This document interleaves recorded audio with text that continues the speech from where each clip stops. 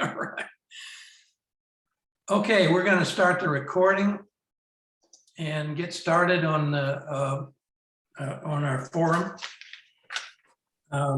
My name is Craig Volland. I'm a member of the All Souls Unitarian Universalist Forum Committee. I want to welcome you to the All Souls Unitarian Universalist Church Forum. The forum's mission is to afford a platform for the discussion of significant issues, especially those which involve ethical values in the contemporary world, and to promote critical thinking. Today we have a great program about solar power in Kansas and hopefully Missouri. Right now, one of our speakers hasn't come on yet, the one who's going to talk about Missouri. So it was already planned to start out with Kansas. So our speakers are Zack Pistora. He's the legislative lobbyist for the Kansas chapter of the Sierra Club.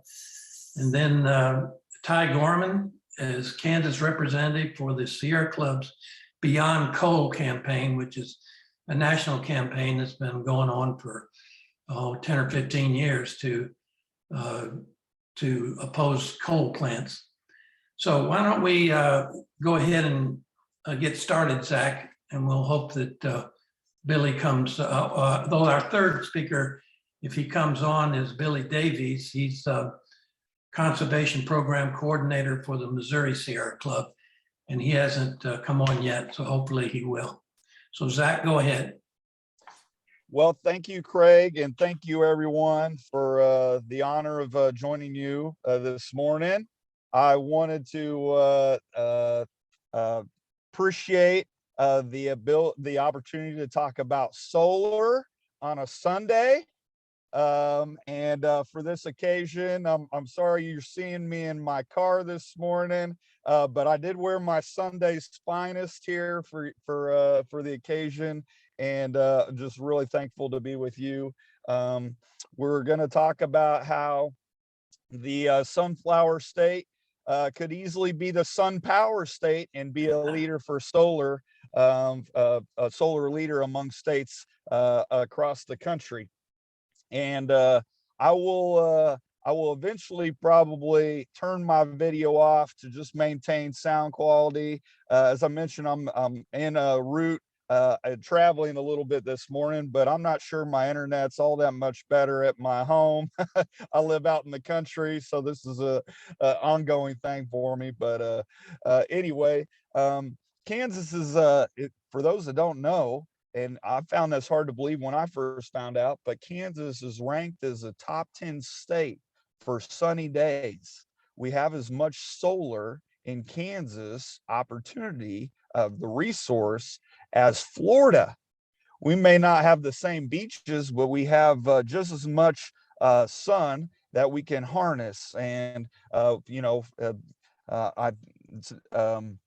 think about how the sun has been a spiritual force for generations, since the start of people. But it's amazing that now we can, like the plants and the animals, including humans, enjoy the benefit of our superstar, if you will, in our galaxy. For life, we can also harness it for electricity. So it's pretty exciting that while we are a top 10 state for solar, we haven't even scratched the surface of solar in Kansas. And so that transformation for the sunflower state to the sun power state is going to be really critical for us to improve our energy system, the resiliency of our grid, and Ty will get to talk a little bit about that, but it'll also provide great jobs and economic boost to our local communities that can utilize a source of power in real time, that from our sun versus million-year-old fossils for fossil fuel power. So it'll be cleaner, it'll be more equitable for our society. So there's a lot of benefit as far as why we need to go with solar. And I suppose many of you might know that, but it's also at this point cheaper than using coal and natural gas. If you take all the consequences of fossil fuel power and their impact on neighboring communities, their impact on our climate, and more, the long-term toxicity, the water usage, I could go on. But solar is a significant advantage, and we're enjoying a market advantage right now too, which has only sped things up almost exponentially on the growth of solar. Solar installers, one of the fastest growing jobs across the country. It's good jobs. Many times these solar installations utilize union labor, which is good. And let me clarify that there's a few different opportunities. Probably many of us are more familiar with the rooftop solar. Okay, solar we can put on our own individual homes and businesses to try to offset our energy use, even provide a little bit of a benefit to our neighbors who get some of the excess power down the line thanks to our utility system, help improve the utility resiliency. But we also have these large scale solar farms, which we're just seeing some strong excitement and appeal from energy companies that want to put these utility scale solar farms in Kansas.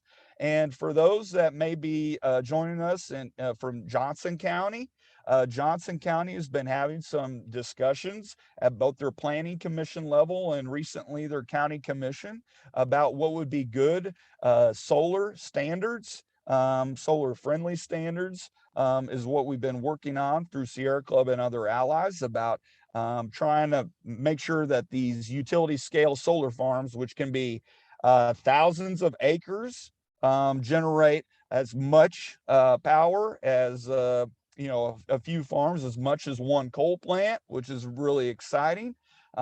We can replace our coal plants, the coal we get from Wyoming that's expensive, that's dirty, that's bad for the atmosphere and our local communities, and replace that with these solar farms that essentially are a cash crop for landowners and farmers specifically. So that's pretty exciting, pretty lucrative cash crop if I do say so.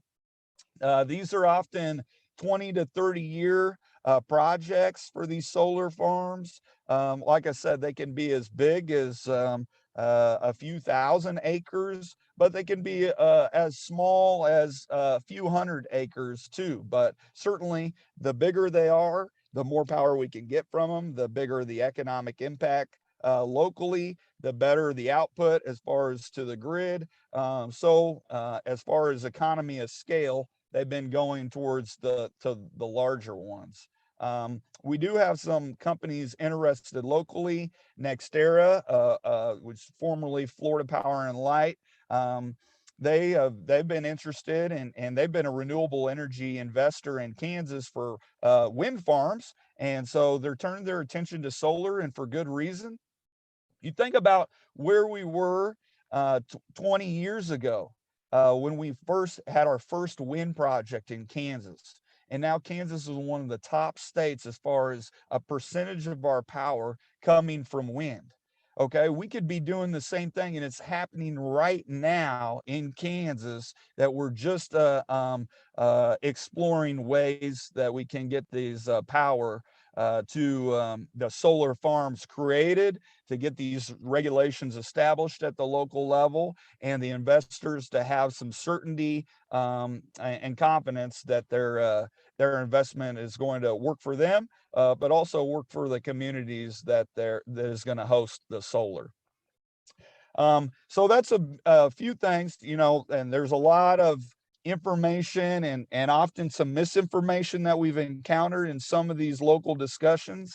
It's not only happened in Johnson County, but we just got some solar regulations passed in Douglas County, where Lawrence, Baldwin, and Eudora, some of those areas are there. But I just recently traveled to Pottawatomie County, near Wamego, and their county commission exploring this. So that's really exciting time for large scale utility solar. Currently, our biggest solar farm in Kansas is only 10 megawatts. Okay. That's out in, some would say Western Kansas, basically central Western Kansas near the community of Russell. Um, that is another one that's planned.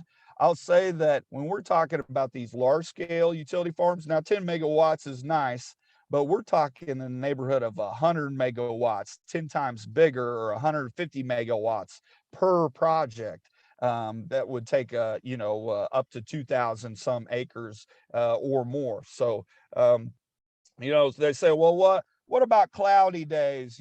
But solar can photovoltaics can even capture that kind of solar resource even on cloudy days. And then technology only continues to improve. Um, I'll say that there's a lot of concern about whether these solar panels are safe or not. What is the long-term impact? Well, can they be recycled or repurposed? Well, there's only a minimal amount of the what we call hazardous components with these solar panels. It's really minimal. It'd be like anything like our cell phone or other types of electronics like the computer I'm on today. We obviously can't just bury that in the ground. We're supposed to dispose of it properly. But just like these solar panels, they're mostly just totally okay for the environment, won't cause any problem, mostly glass and aluminum that can be recycled and properly disposed of. So that's a little myth I wanted to clarify at the beginning. They're so much better for our ecosystems than our fossil fuel use, and so that's important to say. I'll also say that we've really come forward in a number of progress and policy wise. So I want to transition from why we need solar to how, and that's going to come forward with some better policy progress at the state level. And the Kansas Sierra Club and others have been working really hard about trying to get a level playing field for Kansas, to be honest. Other states, Missouri, and I saw Billy join us, so I'll turn it over to him soon.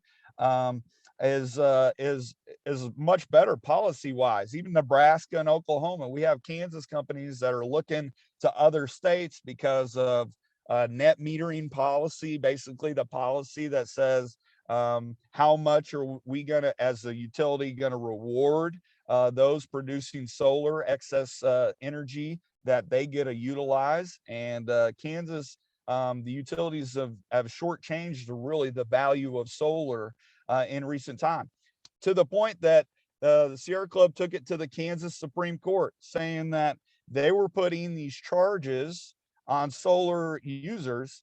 And I don't want to get started too much because I get pretty wound up about this.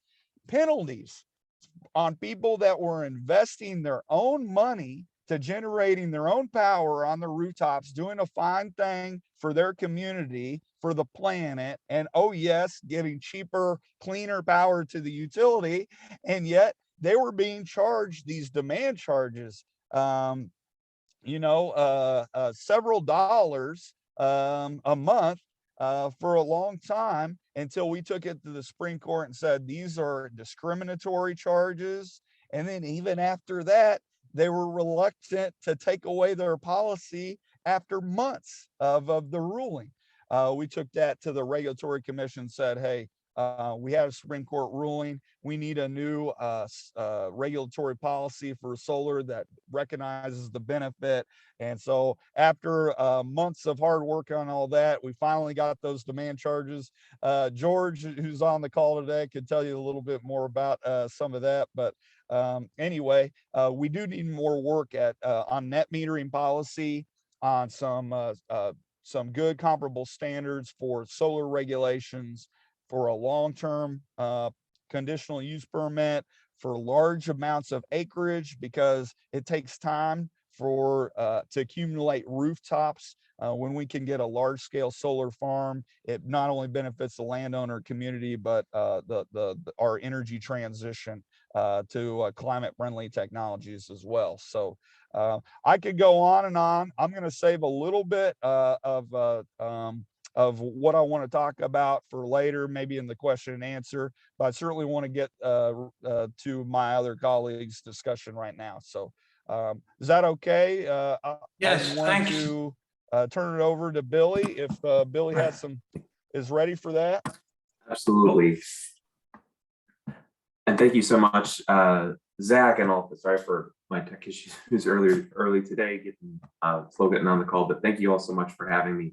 My name is Billy Davies, UCM pronouns, and I serve as the Conservation Program Coordinator for the Sierra Club Missouri chapter. I'm based in Kansas City, Missouri, working with community leaders in Central and Northwest Missouri, mostly, as well as Northeast Kansas. I work with Zach and Ty, as well as a few folks on this call. I see some familiar names and familiar faces. It's a pleasure to be here with you today. And Zach covered a lot of, and during his great presentation, covered a lot of the issues we face in Missouri as well. With Kansas and Missouri, and also being here in the Kansas City metro area, we find the opportunities to work together a lot, and our states often seize opportunities to learn from each other. And unfortunately, that also means that sometimes folks that are opposed to a just transition to more reliable, healthier, cleaner energy are also learning from each other. Zach mentioned restricted attempts to restrict solar, and I'll get into those in a little bit. But starting at the high level, kind of the state of solar in Missouri, we are currently 34 in the nation as far as an installed solar, which sounds not too bad. 50 states and being 34th could be worse.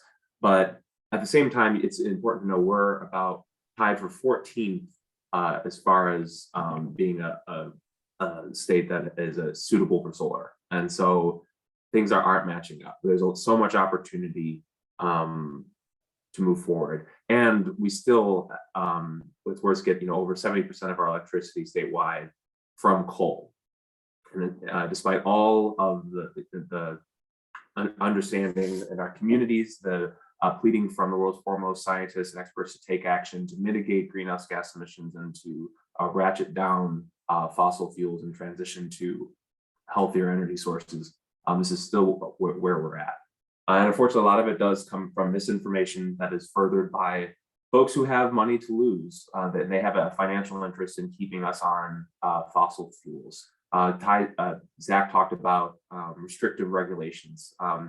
Working with NextEra in Johnson County and Douglas County, and fortunately, thanks to grassroots advocates, there's been some great work to make sure that the truth is out, and that county regulators are making informed decisions that put their health and well-being first, and we're able to stop some restrictive solar regulations.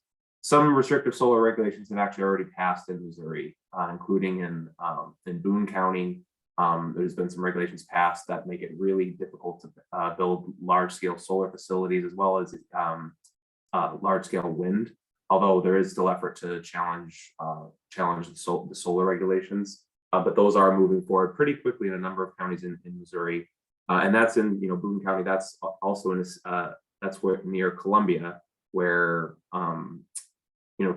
they're actually working to move ahead towards clean energy. And so there's been a lot of gains, but unfortunately, due to misinformation, there's a lot of potential left to be realized.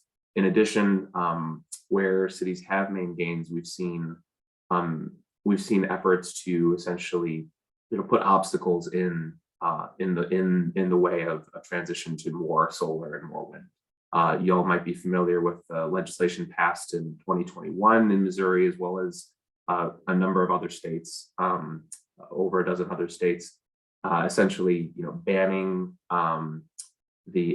gas bans is what they call it, making it illegal for cities to essentially ban gas for heating or be as a utility to new homes and new buildings. And that was aimed at cities that are finding ways to essentially encourage or require more use of solar energy.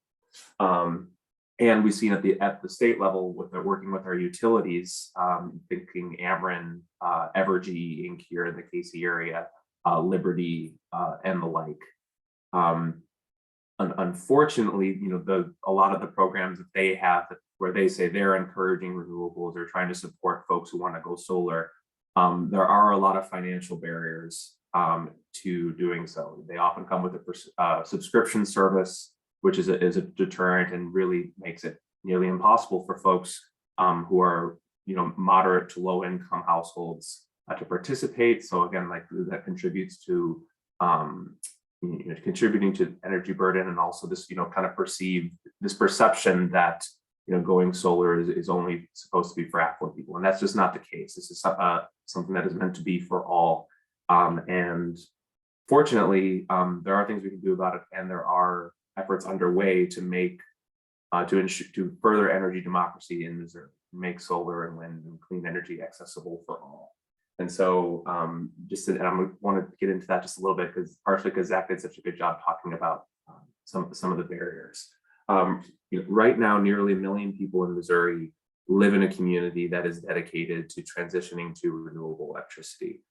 So just to name a few: St. Louis, Columbia, and right here in Kansas City, Mo, are working towards transitioning away from fossil fuels and eliminating greenhouse gas emissions from electricity. And a key part of that is making sure that homes are more energy efficient, for one, but also are able to access renewable energy across income levels.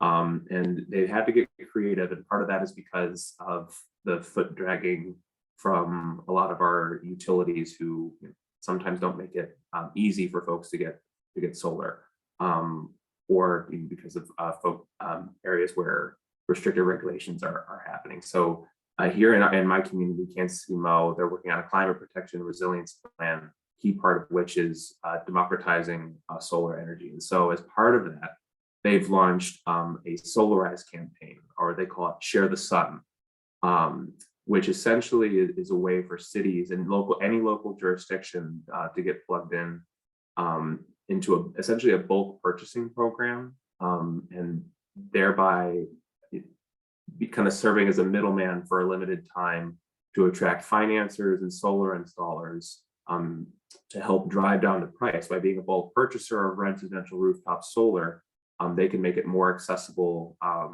to communities across Kansas City. And the goal in Kansas City is to make new residential rooftop solar free to a certain portion of both low income and moderate income households, but temporarily removing barriers to what otherwise would be an overly expensive project, helping folks to get solar, access to clean renewable energy in their home. And it's something that has just started really across the country and getting big, but it's something that fortunately cities like Kansas City, Missouri are able to jump into. And part of that is part of the imperative before us to rapidly ratchet down carbon emissions.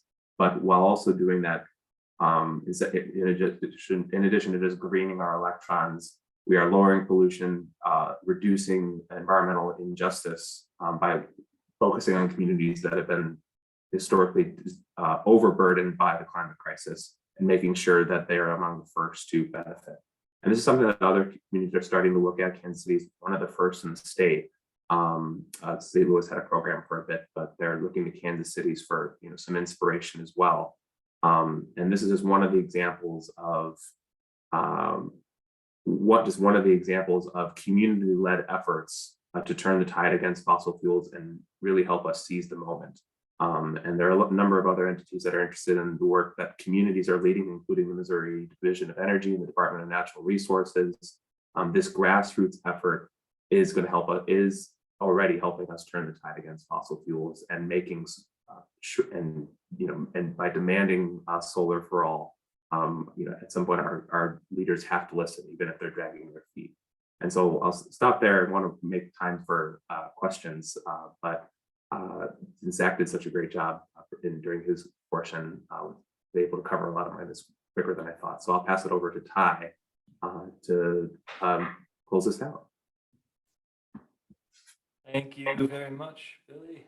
And I'm really grateful to be here with everybody this morning. I wanted to cover just how solar plays into the larger grid, to home energy efficiency, to healthy communities, and to a livable planet.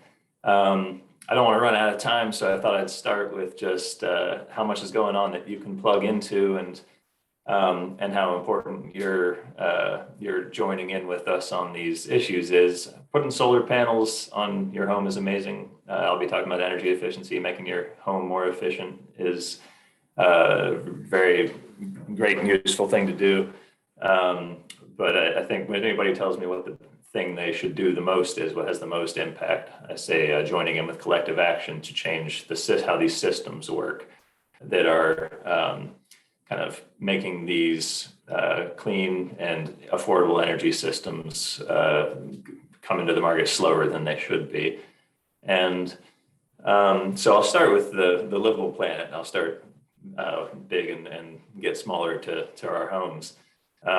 So the first thing that Billy mentioned here is climate change, and how we have to meet scientific targets to protect life in the future for our kids. We need to decarbonize the electric grid. That is the easiest step to take here in the US to meet our climate change targets. We have to decarbonize the grid by 2030 to meet the scientific need, and we aren't doing that yet, and Evergy is not doing that yet. So we why isn't that happening? Why aren't we moving that quickly there? And I'll explain a little bit about how the grid works right now. Right now you have wind producing a lot of the kind of base load, or a lot of the energy we get is from wind in Kansas, and that's great. Craig Volland was mentioning earlier how he was involved in those meetings back in 2006, 2007, got that kick-started. And we've put a lot of wind in Kansas. And wind, we need to do that same thing with solar. We should have started some time ago to have that same upswelling of solar, because they provide power at different times. So wind provides a lot of power sometimes, and sometimes much less. And right now, when there's much less of that wind, we rely on gas and coal a lot of the time to meet those demands. And those resources, they pollute, they're poisonous for the people who live around them. But they're also very expensive. There's no reason to have gas and coal when wind is way less expensive, solar is way less expensive, and energy efficiency is the cheapest one of them all. So you want to have this reduction of the fossil fuel resources, lowering of bills, investment in energy efficiency, then solar in our communities here, and that transition, that clean energy transition, will help us meet our targets and create a healthy environment for us. That also brings us down to how it affects our homes and our communities. The energy efficiency docket right now in Kansas City, or in Kansas, in the state of Kansas, and the Climate Protection Plan in Kansas City provided these great opportunities to look at how money gets invested in our communities in a way that helps those who have been affected the most by our power system, by the pollution and by the high prices. We talk about this as energy burden. So folks in communities, especially near coal power plants or gas power plants, are generally low-income communities, more than often non-white communities, and they spend a much higher portion of their income on their energy bills than their white counterparts and neighbors, and their high-income counterparts and neighbors. So they have a big part of that is energy efficiency and home health. So if you invest in homes that can make in the whole home, for especially for someone who's renting in a home that hasn't been updated in a long time, or needs help getting the upfront money to make their home, tighten up the outside of their home, put in insulation, fill in the holes in their home, get a heat pump installed. These types of things, not only do they, if they're done properly with someone who's paying attention to home health, indoor air quality, all the health issues involved with keeping a home sealed up, then it improves quality of life, it improves the health of the folks in the home, and it also brings a lot of jobs to the community. Those kinds of investments are local jobs, local training, and if they're invested in the communities that they are centered in, then you have these connections that are built between folks in the community that bring other assistance programs in, that make sure that the people who are getting the energy efficiency are the ones who might have their power shut off, or might be having trouble paying bills, and these huge reductions can come in the stress that's being put on the community. And solar fits into that as well. They have the efficiency investment, there's community solar, there's small scale solar that have not only the local jobs that are created and the kind of resilience and clean air in the community, but it makes the grid so much more reliable to have these efficiency projects that lower the stress on the grid, the amount of demand in the middle of the day and the hottest days, and in the coldest times in the winter. That's when that home efficiency really lowers those peak demands. And those peak demands are when they turn on the coal and gas plants now. So if you get rid with efficiency and solar, you have a distributed network of generation and energy savings. Then you bring down these big energy peaks that come because of this hot and cold. And you can cut out these plants that cost $1 billion to keep a coal plant running, that you only need for a few dozen hours a year when it's super hot or super cold. These programs are very important. They have these cascading effects, and it looks like on paper sometimes that it's adding to the bill. Sometimes they put it that way. They act like you have to pay a little more to get solar on the solar programs in the utility, or they act like the utilities energy efficiency programs are going to raise rates. But if they do them and they save that energy and put that energy on the grid in the middle of the day in the hottest days of the year, then they can remove $1 billion coal plant, and that energy price should go down. Those shutoffs that people are experiencing in low-income communities should stop because of these investments. And we can fund our trusted community organizations and job training folks to combine these assistance programs and really bring all this back to the moral fight that we're all having here to try to help make a more livable planet and healthy community for all of us. So I tried to rush through that real quick. I'm not sure how much time check here with Craig, if there's time for questions, but we are, it's really up to you if you want to take a few more minutes. We have a few more minutes, like 5, or we could go ahead and do question and answer after a short break. What would you prefer?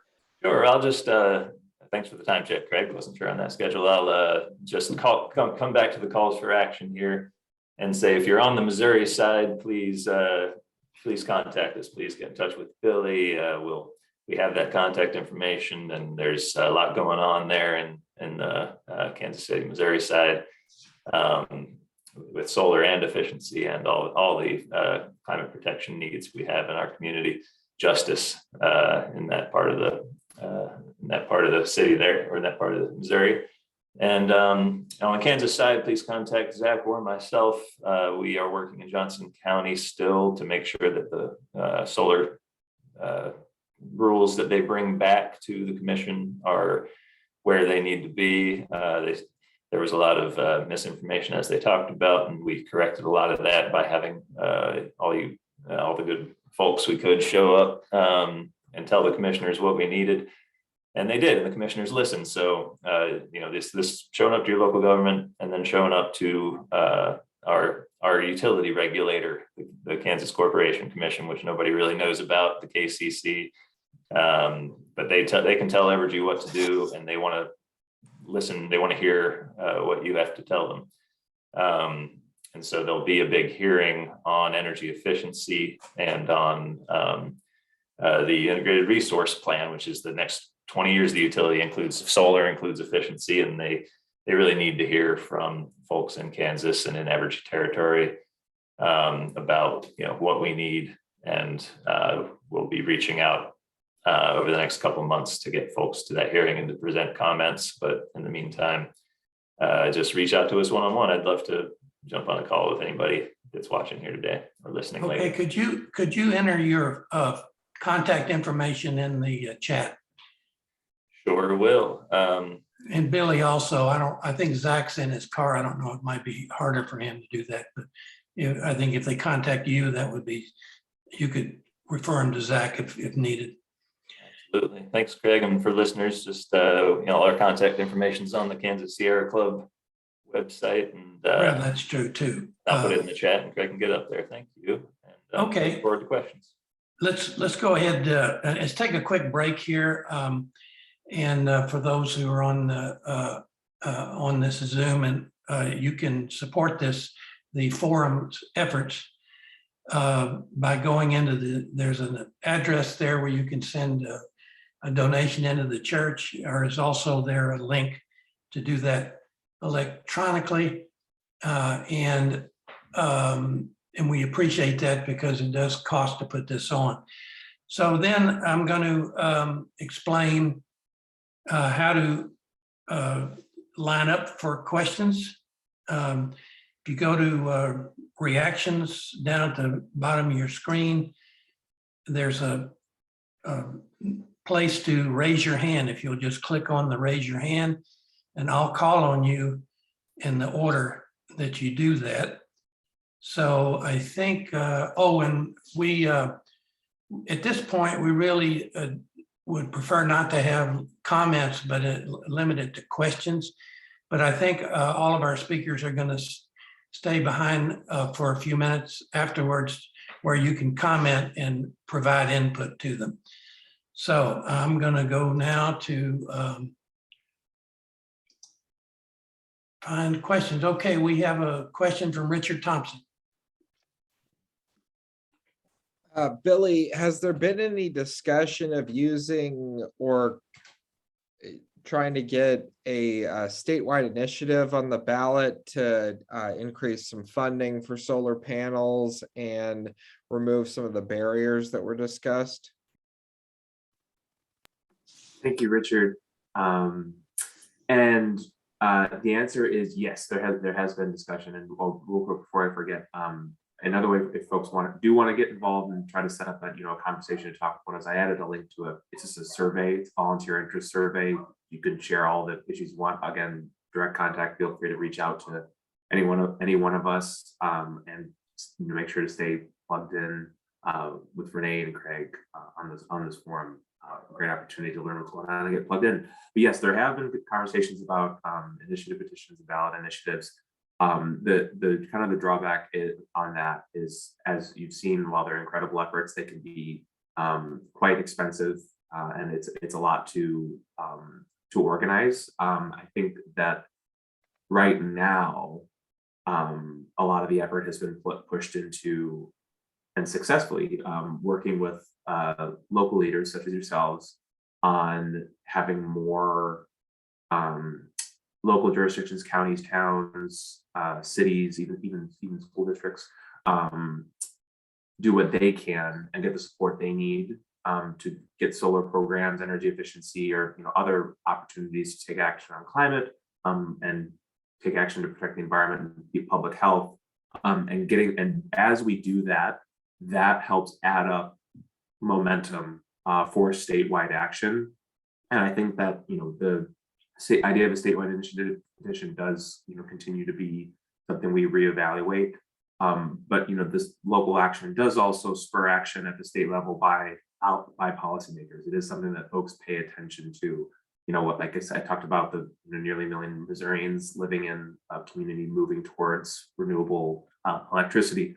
Over 100 million people in the US live in a community doing so. And that has been the result of over the last 6 years, communities one at a time, like making like legislative, commitments to transition away from fossil fuels, centering the needs and the health of folks in their community. And that just adds up to create momentum at the state level, that in the last 6 years after communities passed legislation and mobilized action takers and volunteers, community members such as yourselves, to put pressure on their elected officials. State reps took notice. So then, the state of Virginia, the state of Illinois, California, they made a commitment to transition away. And now you see that where you look at the last presidential election, where it was such a central issue of taking action on climate and increasing support for overburdened communities and taking action to mitigate this crisis that is harming us. So I think right now, kind of then the model is like continuing to support these local efforts, like even in, Ty and Zach and I have talked about Kansas City and like what influence that has on other jurisdictions in the metro area and how that can lead to change. But it's always, this is not something that operates in, none of this is something that operates in a vacuum, and there's always opportunity to evaluate next steps. So I'd love to, again, I think so far I haven't been in all those conversations. So far it's been seen as, especially during a pandemic, like where, there's not as much of an opportunity to engage directly with voters. I think, as we're moving into a phase where a lot of folks are looking to do deep canvassing and direct engagement and reach folks, that is always something to consider. But that was the long answer to your question, and always happy to talk about it more as we're evaluating tactics and strategies. Okay, thank you. Spencer Graves has a question. So what are the subsidies that different types of energy get as a percent of their typical market price? I can try to jump in and give you a little bit of an answer on that, Spencer. Thanks. Offhand, the percent of typical market price, I'd have to do a little research to get those precise numbers for you. I do know that fossil fuel subsidies by the US government alone is around $20 billion for fossil fuels. And that is 80% gas and oil, I believe, 20% coal, something like that, significantly more than the infrastructural or direct subsidies for clean energy. Those types of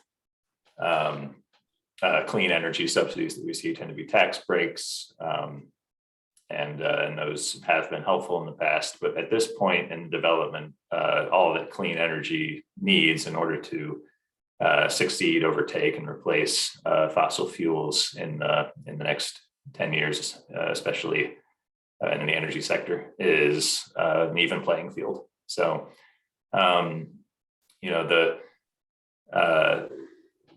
market price currently within Kansas, I know is definitely skewed towards coal plants, and they self-schedule. They have in the past self-scheduled and run coal plants and fossil fuel plants when it was not economically what they should have been doing.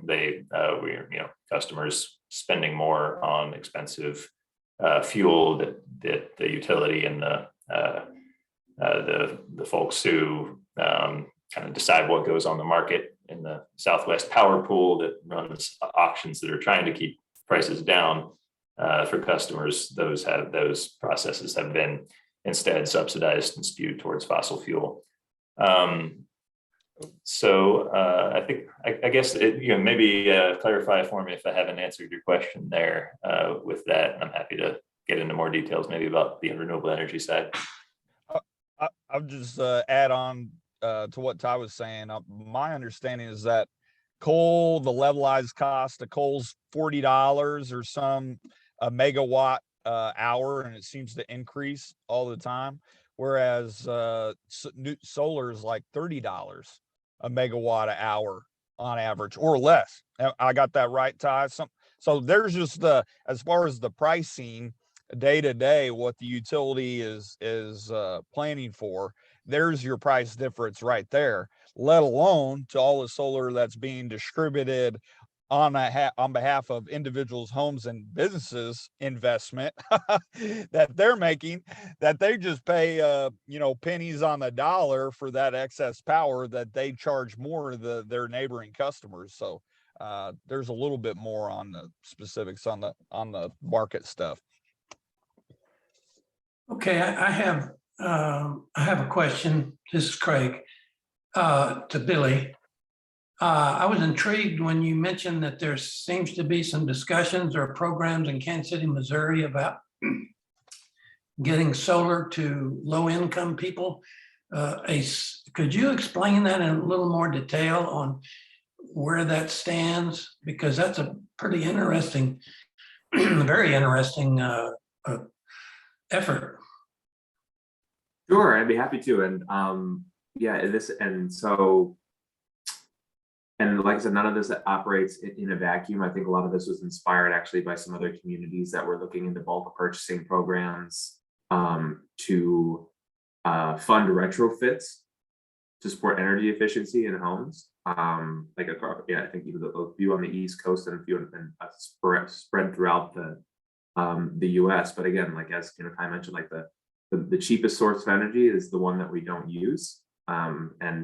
It's key. And as far as like protecting human health and reducing energy bills, energy efficiency measures are huge. So the Solarize campaign was a partnership, and I feel comfortable saying this because we actually got invited to be a part of the steering committee for Kansas City. They're working with RMI, formerly the Rocky Mountain Institute, great organization, has a lot of good information about initiatives and resources for you or for your local elected officials to help support this transition to cleaner, healthier sources of electricity.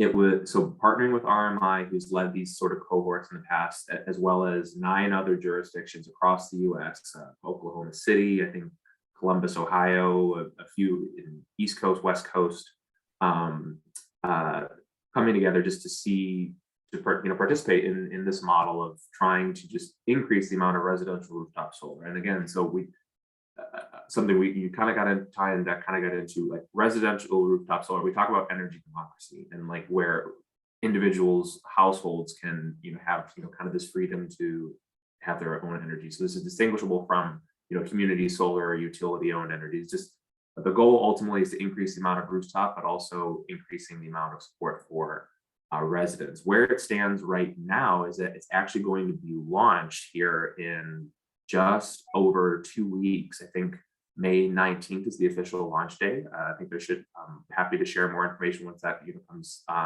fast, but it's a cohort led by KC-Mo and a couple of other allies in nonprofit organizations, community partners, and just because we were invited as kind of as our work in the advocacy realm on the Kansas City Climate Protection Plan. But it's still coming together, but they're looking forward to launch. And I guess again, the effort is just to, like, a main goal, expand solar power in Kansas City Mo in order to meet climate action goals. And Kansas City has taken the extra goal of saying, like, we want to make sure that folks who have historically been burdened by, faced energy burden or been burdened by issues related to the climate crisis are among the first to benefit. And so there's effort being done to subsidize or either in part or completely for low and moderate income residents. And some of that's through philanthropic initiatives trying to raise money, trying to get funding from the government, actually from Kansas City Mo, apply for other grants. But as Ty talked about, the amount of subsidies that goes towards fossil fuels, it has been like part of this is, what is the government, what is Kansas City going to commit to in order to really make this happen? And Kansas City, fortunately, it seems to be really leaning into this as a member of other jurisdictions have, because we have not a moment to lose with the urgency of the climate crisis. And there's many years of kind of systemic injustice and that have made us that has been an attempt to lock us into more fossil fuels. So it takes us being intentional and strategic to unlock us and move us towards this brighter, just future. So happy to talk more about that offline, and we'll definitely share more with Renee and Craig about the launch date once those details happen. But would welcome further discussion and folks to learn more and participate. Thanks.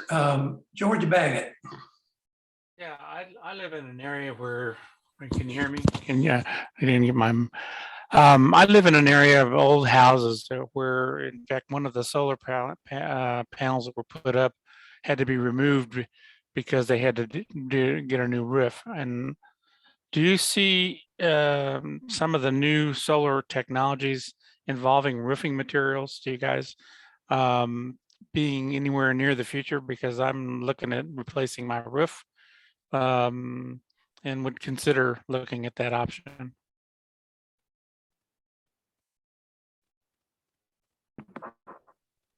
Happy to, yeah. I'll start trying to answer the question. I will invite my colleagues to jump in as well. I will say that I think that is a great option. I think that I know there are a bunch of resources for making sure that a big project like roof replacement is done right. I think you just will say that you raise an important issue about what that none of this operates in a vacuum, and so the way we build buildings and the way we look at the built environment going forward is also crucial to this. So that raised another initiative that's actually happening right in the Kansas City metro area regarding building codes. There's actually Kansas City Mo is actually just now introduced an ordinance that would make sure that new buildings are built solar ready, meaning that for residential dwellings, single family homes, the roofs are built to essentially ensure that they allow for, I think it's at least five panels to make sure that they're solar ready. And so I think that will be an important bit going forward into something that folks can weigh in on here. And just again, going back to the point that energy efficiency is a huge part of this, and there's a lot of intersectionality with other issues. But I think there are a lot of benefits, and as far as the resources for making sure it's done right, I know there are a lot of folks, maybe some on this call are and not, but resources we can get you connected with to make sure that you can make an informed decision. And I don't know if Ty or Zach or folks have more details that could be helpful right now. Well, Okay. sorry, Ty. I'm just saying I'm waiting for those solar panel shingles myself. I think things will get lighter and more efficient. And I know that technology is working on it. If it's not already market viable, that's something I'm not familiar with. Ty? Yeah, thanks, Zach. Yeah, there are some innovative options out there. The solar market's pretty dynamic, but I also wanted to throw in that there's so many reasons why folks might not be able to just on their property, on their homes, put together a system. And something we need in Kansas for sure is the ability to do community solar, to have there be a buy-in system for folks that take advantage of not only the cheap nature of the good solar technology, but you can collaborate on a place where it's really great for solar, whether that's a roof or a field or wherever it is. Different folks in the community can get together, own a system together, and have that be not only something that's great for the community, but generating resources of the community. It can be kind of a tool for justice, for bringing resources to communities that are struggling with energy prices because of the cost reductions. And also just want to bring up that kind of investment, often people say, it's too expensive because it doesn't have utility. That huge scale solar looks really cheap on the levelized cost of energy, and the smaller scale stuff looks more expensive. But from a reliability standpoint, having distributed energy resources, having a lot of little places where energy comes from and gets onto the grid, and the ability to kind of isolate those areas, can be a really powerful tool for grid reliability, for keeping the power on, for having a more stable and more cost-effective grid because of how you're using the transmission and distribution. And California's leading in that right now because of all their fires. But I think that's an important thing to remember when you're thinking about putting things on your roof, and community solar is how it really does help everybody, not just those who are making that investment. So I'll just leave it there. Thanks. Thank you. Richard Thompson, you're next.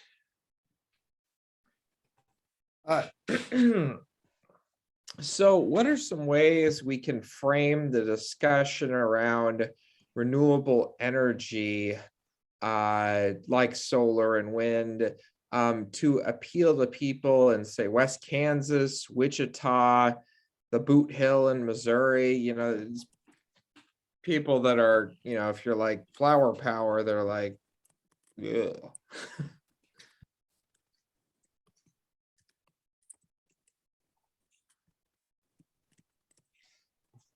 Yeah, I deal with that a lot of times, being up in the legislature, Richard. I mean, we got to talk about dollars and cents. We got to talk about opportunity, especially in places of Kansas that have a depopulation problem and have had depopulation problems for a long time. This is a new economic source, and it's a resource that goes well with flatlands of Kansas. So you got to talk about that. We got to talk about, I think, and I think this group is a good one, about there's more to the solar resource. I mean, it comes from the heavens. It doesn't come from digging up the earth. We can utilize it in a low impact form. So there's ways we can talk about it that shouldn't be so daunting or intimidating to people, you know, or too hippy dippy or whatever you want to say. So that's just my quick answer. If we don't use it, it just goes away. So you got to use it. Anything else on that, Ty? Did you want to say something? I just wanted to jump in and make fun of Zach a little bit by stealing the thing I've heard him say many times. It's so true that it's time for the homegrown Kansas energy and not this Wyoming coal that we're shipping in here every day. That's an important point. It's local labor, local energy. That's a good point. Spencer, have you got another question? Yeah, so what about dual use, raising crops underneath solar panels? Yeah, I think that's a great argument. I think it's known as agrivoltaics. A lot of people call it agrivoltaics. Not only raising crops in small scale, you know, vegetables, you can space them out. So where you have a row of solar panels and then a row of crops underneath it, but you can also graze sheep around that and other animals on your farm. So yeah, good point. Okay, I think we're about out of time. I'm going to announce next week's program, and then those of you who'd like to stick around, I think our speakers are available for another 15, 20 minutes, and there you can make comments. Well, George, do you have a real quick question? George Baggett? Well, go ahead and turn it off and I'll make a comment. Okay.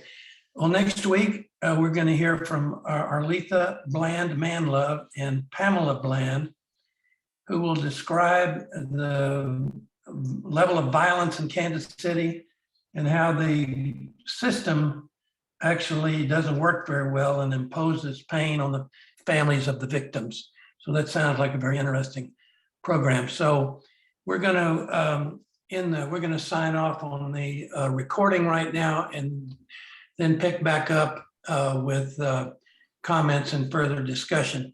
So Renee, is the recording off? Nope.